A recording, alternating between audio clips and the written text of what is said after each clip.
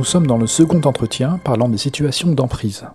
Dans l'entretien précédent, on a regardé les figures d'influence, ces personnes, ordinaires ou non, qui peuvent exercer une emprise sans ressembler au gourou caricatural qu'on croit pouvoir reconnaître de loin. Aujourd'hui, on va changer d'angle, parce que l'emprise n'a pas toujours un visage. Elle peut même ne pas avoir de responsable identifiable, pas de chef visible, pas de figure centrale autour de laquelle tout va s'organiser. Et c'est peut-être la dimension la moins connue, et d'autant plus insidieuse, de ce dont on parle quand on parle d'emprise spirituelle. Un groupe peut capturer sans que personne n'ait décidé de capturer. Une organisation peut enfermer sans que ses membres aient voulu enfermer qui que ce soit ou eux-mêmes. Et même s'ils prennent conscience de leur enfermement, ils peuvent ne jamais décider de sortir tout de même. Une ambiance peut progressivement rétrécir votre monde, sans que l'on s'en aperçoive, et parfois donnant l'impression d'être plus libre qu'avant, au contraire, mais en laissant intérieurement une conscience sourde de s'être fait piéger. Et ce conflit intérieur peut ronger la personne, pendant bien des années, potentiellement. Ce sont ces situations que l'on va regarder de plus près aujourd'hui. C'est parti. Commençons par les cercles concentriques.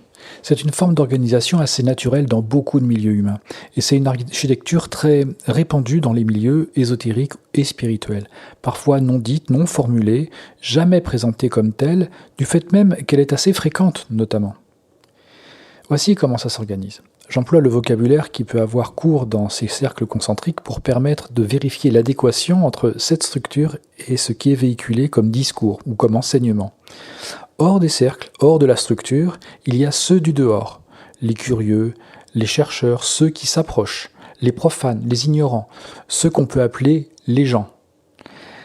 Puis, un premier cercle, constitué de ceux qui en sont, les adhérents, les membres actifs. Puis, un cercle plus intérieur, ceux qui ont accès à certaines informations, à certaines pratiques, à certains moments, qui partagent des codes langagiers ou comportementaux particuliers. Ils partagent particulièrement un sentiment d'appartenance. Certains d'entre eux s'impliquent activement davantage que les membres du premier cercle, du cercle précédent. Et puis au centre, un noyau dur, pas toujours visible, qui détient quelque chose que les autres n'ont pas encore. Voilà, cette architecture, elle va créer un mouvement naturel, une force centripète. Le noyau dur va attirer l'attention, va attirer les efforts des autres cercles. Souvent, les membres du cercle intermédiaire s'occupent des membres du cercle extérieur et vont leur transmettre leur enthousiasme, et ces derniers vont eux-mêmes aller recruter à l'extérieur. Tout ça semble un système assez naturel, assez répandu. Il n'y a pas à le critiquer ou à s'en défier a priori. C'est souvent comme ça que ça fonctionne et tout le monde est d'accord et c'est pas forcément malsain en soi. Maintenant, dans les groupes ésotéristes ou spirituels, il peut aussi y avoir, selon le contenu, des couches opaques entre les différents cercles. Par exemple, on peut, en entrant dans le groupe, ne pas du tout savoir qui le dirige, ni même, au fond, ce qu'il s'y passe réellement. Parce que l'information circule ainsi. Il y a ceux qui savent et les autres. Je suis membre du premier des cercles, je ne suis pas forcément en contact avec le noyau dur, mais sous la houlette de membres donc de cercles plus investis. Il y a ceux du cercle suivant, qui sont eux-mêmes sous la houlette de certains membres du noyau dur ou du cercle suivant. Vous voyez comment ça fonctionne. Donc ceux qui arrivent ne sont pas forcément sous la houlette de ceux du noyau dur.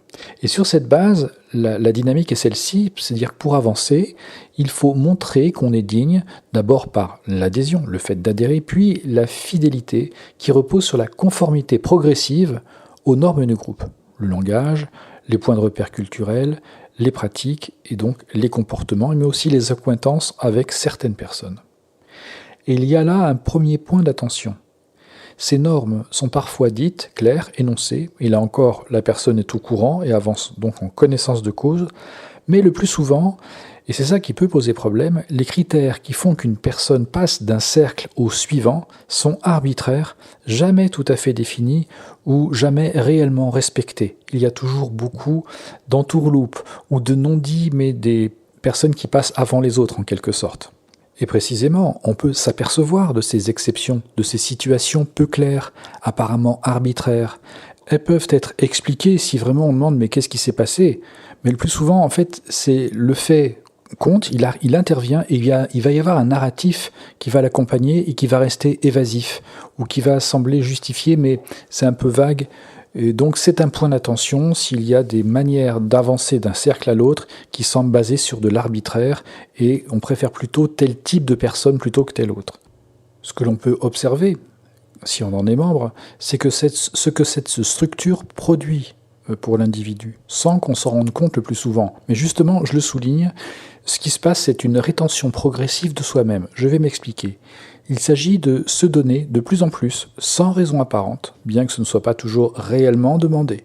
Il est possible que ce soit à l'œuvre, un processus d'emprise qui se produit pour la personne au sein du groupe, donc de manière assez insensible, mais par exemple, quand on donne de plus en plus, que ce soit du temps, de l'énergie, de la confiance, parfois de l'argent, on y consacre un ou plusieurs de ses talents, et ceci est fait tout à fait volontairement, sans arrière-pensée, mais en même temps, quelque chose semble reculer toujours un petit peu, que ce soit de la reconnaissance, certes, mais autre chose.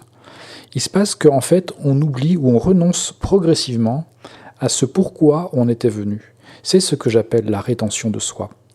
L'énergie passée dans et pour le groupe se substitue aux motifs initiaux. Et finalement, les cercles concentriques mobilisent l'attention pour capter et mettre sous emprise la conscience de la personne. La vôtre en l'occurrence, par exemple.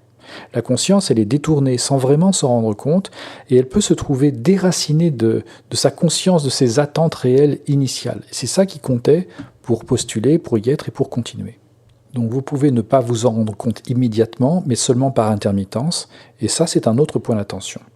Parce que après, si vous continuez cette démarche-là, vous pouvez accéder au noyau dur, par exemple, c'est pas un accès systématique, mais ça peut se produire, et ça va révéler une réalité en fait qui est très décevante, parce que l'investissement de la personne avait été fait pour une organisation, pour un idéal, dans le cadre, par exemple, d'une recherche, d'une quête qui avait été un peu mise de côté, ou travestie avec de nouveaux noms, de nouveaux concepts, de nouvelles habitudes, tous les codes en fait du groupe. Et l'investissement a pu laisser le pas sur les motivations personnelles profondes, et c'est donc là un autre point d'attention. Dans ces conditions, l'accès au noyau dur, par exemple, peut montrer qu'il repose essentiellement sur en fait une véritable foire d'empoigne entre ses membres. Ça peut être pour le pouvoir, pour le conserver, l'exercer, l'étendre ou le renverser. Il y a des isinogoud d'un peu partout. L'obsession pour certains sera de faire continuer la machine coûte que coûte. Pour d'autres, cet accès à ce noyau dur se suffit ensuite pour intriguer, pour placer des hommes de main ou pour participer au prochain renversement du prochain chef, ou d'autres, par exemple, qui seront abîmés par les efforts des cercles précédents, sont prêts à suivre n'importe qui pourvu qu'ils aient l'impression de se sentir utiles parce qu'ils ne savent pas du tout ce qu'ils font là, ils sont complètement perdus et ils veulent absolument rester sous l'influence d'un leader, quel qu'il soit. Et tout ça, en fait, c'est très humain en somme, il n'y a rien de bien original. On a simplement perdu de vue le but initial et en fait, la clé de tout ça, c'est que le groupe est devenu la finalité et non plus un moyen qui est mis au service de ses membres.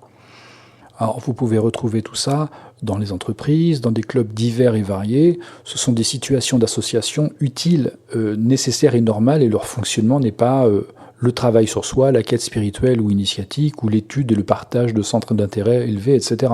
Bref, tout ce qui peut servir à ferrer un kidam au sein d'un groupe touchant à l'ésotérisme ou à la spiritualité, c'est ça qui nous intéresse. Et là, dans ce genre de situation où les cercles intermédiaires, où on se retrouve assigné, les jolies promesses qui sont faites aux curieux du premier cercle sont oubliées depuis longtemps. On est dans de l'humain pur qui produit quelque chose mais qui n'a plus rien à voir avec un sport ou avec une entreprise ou avec une activité culturelle de base. Là, on est sur quelque chose qui est beaucoup plus impliquant et fondamental pour soi. Et comme à ce niveau-là, tout le monde aura perdu de vue ce pourquoi il était là, on se retrouve avec uniquement des rivalités, des alliances, des trahisons, des rapports de domination ou d'intimidation, etc. Donc j'ai glissé des points d'attention qui peuvent survenir à tout moment, avant l'adhésion, dans le premier cercle et dans le cercle intermédiaire. Le conseil est en fait toujours le même. L'erreur survient quand vous perdez le fil de ce que vous cherchez. C'est tout simple, c'est la seule boussole fiable dans ce type de structure et en même temps c'est le plus facile à égarer. Alors comme je le disais en fin d'entretien la dernière fois, dans une certaine mesure, il n'y a d'emprise que sur un terrain personnel déjà disposé à l'emprise. Et c'est pas une critique, hein, c'est une vulnérabilité qui est tout à fait à votre honneur, d'une certaine façon, mais qui peut aussi se retourner contre vous, par exemple, lorsque vous êtes dans une situation d'emprise, situation qui va vous sembler totalement inextricable parce que vous étiez prêt, vous, à vous donner, mais aussi en demandant quelque part, d'une certaine façon, à être sous une certaine emprise. Donc c'est beaucoup plus difficile pour vous à démêler, il faut d'abord en prendre conscience.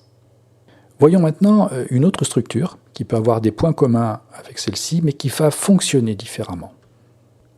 Il s'agit de la pyramide. La pyramide est la promesse de grades plus tard, ultérieurs, qui se retrouvent surtout dans les organisations initiatiques. Je vais donc utiliser plutôt ce langage, mais on retrouve cette logique pyramidale dans bien d'autres contextes. La structure pyramidale remplit une fonction très précise, elle va canaliser l'impatience. Après toute une période de préalable passée en tant que postulant pour être finalement accepté, commence une période où le nouveau membre doit, entre guillemets, faire ses preuves, avant d'arriver à un statut bien spécial, celui de l'initié, c'est-à-dire celui qui va être accepté officiellement dans le groupe, c'est-à-dire pleinement membre de la confrérie ou de l'espace concerné. Mais déjà, à ce moment-là, quelques années se sont déjà passées. Et jusqu'ici, nous avons beaucoup de points communs en fait avec la structure en cercle concentrique, c'est-à-dire la période de postulat va permettre d'hameçonner le futur membre en le plaçant en demandeur et la structure en dispensatrice, puis toute la période de probation va servir à adopter et intégrer le vocabulaire, les comportements. La personne va se conformer aux us et coutumes du groupe. Donc jusqu'ici, c'est à peu près la même chose que dans les cercles concentriques. Et lorsque la personne est enfin donc acceptée, initiée, on lui dit qu'elle a tout entre les mains, que le dépôt initiatique en l'occurrence est là, que la transmission est quasi complète. Et vous l'avez compris, tout est dans le quasi. C'est-à-dire qu'en soi, le dépôt ne répond pas à l'attente initiale, qui a été transformée au passage en demande, à laquelle il fut répondu par des apports qui n'étaient ni demandés ni attendus, et maintenant, une fois tout ce temps passé, la personne est laissée avec des éléments disparates qui en plus seraient incomplets. Donc on se dit, si je ne comprends pas encore, c'est que je n'ai pas encore le niveau, et si ça ne fonctionne pas pour moi, c'est que je n'ai pas encore fait le travail nécessaire. Alors donc deux solutions, grosso modo, soit on est un petit peu neuneux et on ne comprend rien, soit on s'est un petit peu fichu de sa tête, mais bon, c'est quand même pas possible, c'est pas possible ni qu'on soit neuneux complètement, ni qu'on se soit totalement fichu de lui, il doit quand même y avoir des gens qui vont répondre de tout ça. Alors bien sûr, il y a nombre dans les membres qui vont se contenter d'avoir enfin la quille de l'initié, qui vont rester dans ce deuxième cercle-là et qui vont pérorer un peu partout qu'ils ont accès à un fonds initiatique supérieur, incroyable, mais qui ne peuvent rien en dire, etc. C'est humain, c'est connu, ça n'étonne plus personne. C'est une chanson sur laquelle se saoulent beaucoup de gens, mais c'est pas forcément suffisant pour un véritable chercheur. Je m'intéresse à ceux qui sont des chercheurs de vérité ou des chercheurs de connaissances qui veulent avancer sérieusement dans une voie de type d'un groupe pyramidal. Et là, cette fois, c'est plus comme dans les cercles concentriques. C'est là que la pyramide met en action ses propres leviers. Car au-delà de ce legs si précieux, si important, qui ne satisfait personne, oui, des réponses existent, mais il lui est dit qu'elles ne se donnent pas à n'importe qui, pas n'importe quand, il faut mériter, il faut attendre, il faut gravir des échelons. Encore la patience qui est mise à l'épreuve, d'où ce que je disais tout à l'heure, la structure pyramidale remplit une fonction très précise, elle canalise l'impatience. Mais cette situation a un autre avantage. Cette promesse différée est extraordinairement efficace pour maintenir un engagement. Car maintenant que la personne a effectué tout un cheminement de plusieurs années, donc fait d'engagement formel, dont j'ai déjà parlé dans un autre entretien, fait de cérémonies, de signatures, de temps passé, d'efforts et de conformité, etc. La personne se dit maintenant, une nouvelle quête va commencer. Elle ne peut plus reculer. Le prix pour en arriver à ce moment-là, inconfortable, mais quand même, il a fallu payer beaucoup, a été assez élevé. Ce serait dommage, il a fallu beaucoup de temps d'investissement, et puis on parlait aussi d'engagement spirituel, donc une affiliation complète du point de vue de la personne, profonde. Autrement dit, ce nouveau départ transforme le doute possible que l'on pouvait avoir sur soi-même, on est un petit peu neuneux, ou sur la société dans laquelle on est, c'est-à-dire on s'est un petit peu fichu de moi, ça va transformer ce doute que l'on peut éprouver par une nouvelle perspective. Y renoncer, ce serait en outre une preuve de manque de maturité. C'est-à-dire, non, finalement, je passe à autre chose parce que j'en ai marre maintenant. Voilà, non, ça va pas. Je ne parle pas bien sûr de la maturité liée à l'âge de la personne. Je parle de maturité initiatique, c'est-à-dire en employant le langage de ces structures. Un concept qui n'est jamais vraiment tout à fait défini, mais ce qui est pratique d'ailleurs, parce que on peut dire à peu près tout et n'importe quoi, ou lui faire dire à peu près tout et n'importe quoi à ces termes-là, mais c'est redoutablement efficace pour son retentissement dans l'esprit de la personne. Il y a là clairement une emprise qui a lieu et qui agit. La personne n'envisage jamais de changer de voie, de méthode, d'environnement. Et on l'a vu, le parcours a déjà coûté trop d'efforts pour envisager de faire machine arrière et de changer de type de démarche. De son côté, la structure pyramidale se protège de toute remise en question en la retournant contre celui qui questionne. Si tu poses trop de questions, c'est que tu n'es pas prêt. Il faut te montrer patient et continuer à travailler sur toi ou à l'étude des symboles ou que sais-je. C'est élégant, ce retournement, mais c'est redoutable. Il peut se trouver des personnes très sincères là-dedans, j'en ai rencontré beaucoup. Néanmoins, on peut être très sincère et profondément malheureux. Ce n'est pas incompatible, et même on peut être sincère, malheureux et dans le déni. Ce n'est pas incompatible non plus. On peut être un hamster dans sa roue et se prétendre libre. On peut avoir l'impression de faire des dizaines de kilomètres en faisant du surplace. J'expliquerai un jour pourquoi cette désolation s'installe, si vous le souhaitez, faites-le moi savoir, c'est lié aussi à une notion d'égrégore initiatique. Enfin, je finis le processus le plus immédiat, le plus universel, la pression sourde du collectif. Et c'est sans doute le cas le plus fréquent et le plus difficile à nommer, justement parce qu'il n'y a personne à désigner. Sans chef, sans hiérarchie explicite, un groupe peut exercer une pression considérable. Le regard des autres membres, le langage partagé, les références communes, les façons de réagir à ce qui vient de l'extérieur, tout ça crée une atmosphère particulière. Et c'est au sein de cette atmosphère que l'emprise va s'installer. D'autant plus si vous êtes vous-même perméable à cette emprise, par empathie, par enthousiasme ou pour plein de raisons. Ça peut être une fragilité, ça peut être une force, comme on l'a dit, c'est pas ça la question.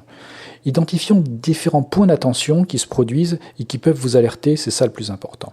Si au sein d'un groupe, certaines pensées deviennent difficiles à formuler, ou même on ne peut plus les penser. Attention, je parle bien au sein du même groupe, pas des questions venant hors du groupe. C'est un signe, c'est un point d'attention. De même, si certaines questions deviennent imprononçables, toujours au sein du même groupe. Attention, si ces questions ont déjà été traitées, elles ne sont pas imprononçables, mais vous ne pouvez pas les partager. Ce n'est pas la même chose. Enfin, si certaines sorties du groupe deviennent impensables, c'est là typiquement ce que l'on appelle l'emprise sectaire. Si tu sors, on te tue. Si tu prends tes distances, on te retrouvera, on se vengera, tu iras en enfer, etc. Dans cette situation, le monde s'est rétréci à l'échelle de groupe. J'ai pris des cas extrêmes, mais vous comprenez qu'il y a tout un processus qui peut jalonner cette situation-là. Déjà, si vous pensez vous-même que ceux qui sortent iront en enfer, ou on le retrouvera, ou c'est un traître, on le retrouvera et que ça n'ira pas du tout, ça va pas se passer comme ça, vous êtes vous-même déjà concerné par cette emprise, elle agit en vous, mais vous êtes sûr d'être dans votre bon droit. Vous êtes encore sous l'emprise mentale, il n'y a pas grand-chose à faire avant que vous décidiez quoi que ce soit. Parce que vous-même, vous vous êtes rétréci à la mesure des critères de ce groupe, vous êtes vous-même enfermé, vous êtes coupé du monde, parfois même sans vous en apercevoir donc, mais quand vous en apercevez, ça ne simplifie pas forcément les choses. Parce que ce qui retient dans ces situations, c'est souvent l'affectif. Ce n'est pas l'opinion. On dit, effectivement, je ne peux pas me rendre compte, je me rends compte qu'on ne peut pas penser comme ci ou comme ça, mais ce qui va retenir, c'est qu'on aime les gens, ou du moins certains d'entre eux. On leur fait confiance, on fait encore confiance à quelque chose qui s'est établi entre nous, on partage quelque chose de précieux, on ne veut pas décevoir ces personnes, on ne veut pas donner l'impression qu'on va les trahir, parce qu'on sait très bien qu'on peut considérer quelqu'un qui va sortir comme un traître.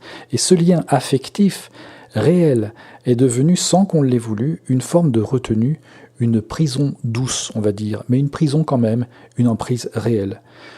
Tout le narratif sur la trahison, sur la déception, le fait de quitter le chemin, c'est un écran de fumée, un ressort affectif contraint, une forme de chantage, même si personne ne l'a consciemment formulé comme tel, bien évidemment.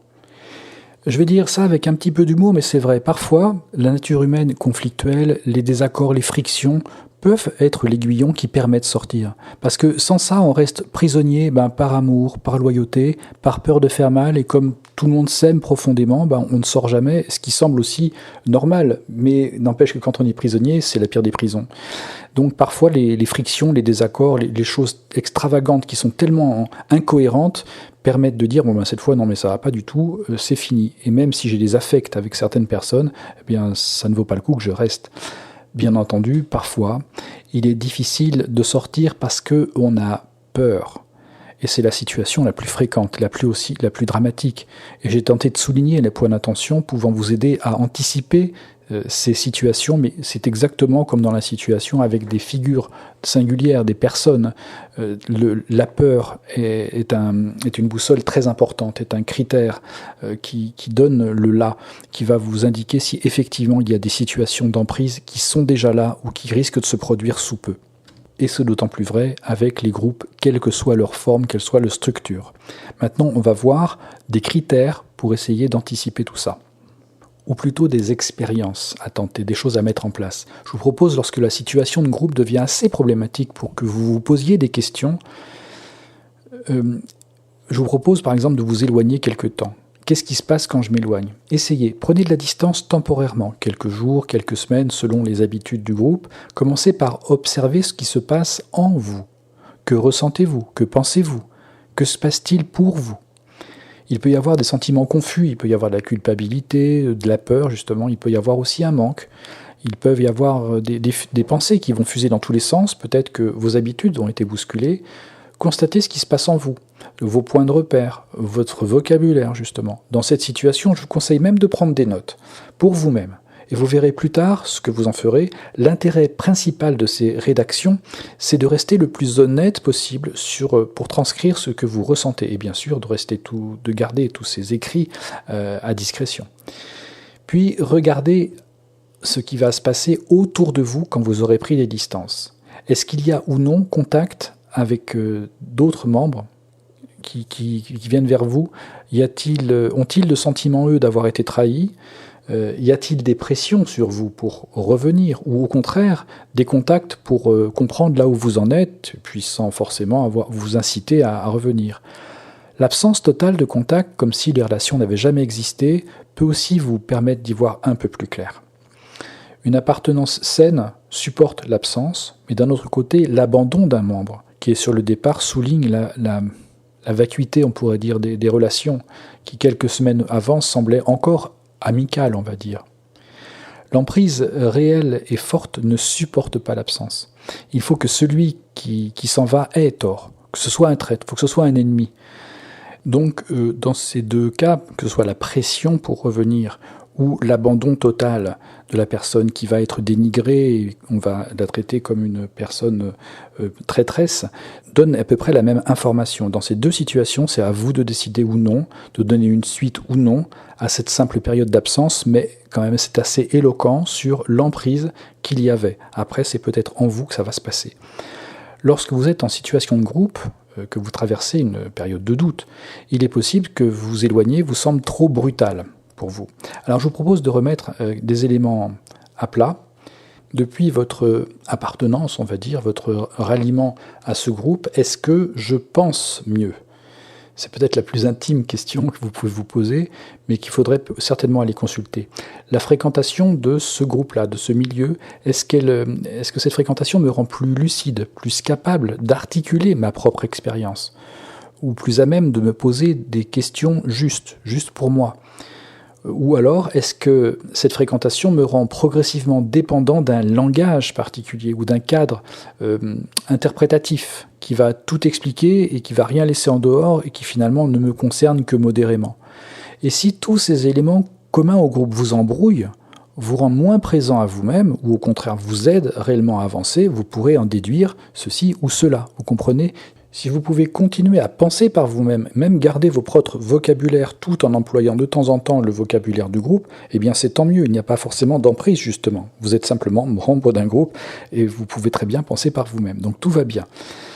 C'est quand la pensée s'appauvrit dans la relation ou un milieu, c'est ça qui doit vous alerter. Même si par ailleurs ça peut être agréable, chaleureux, stimulant en surface, si en fait ça appauvrit votre manière de penser, ou d'être au monde, effectivement, il y a une emprise.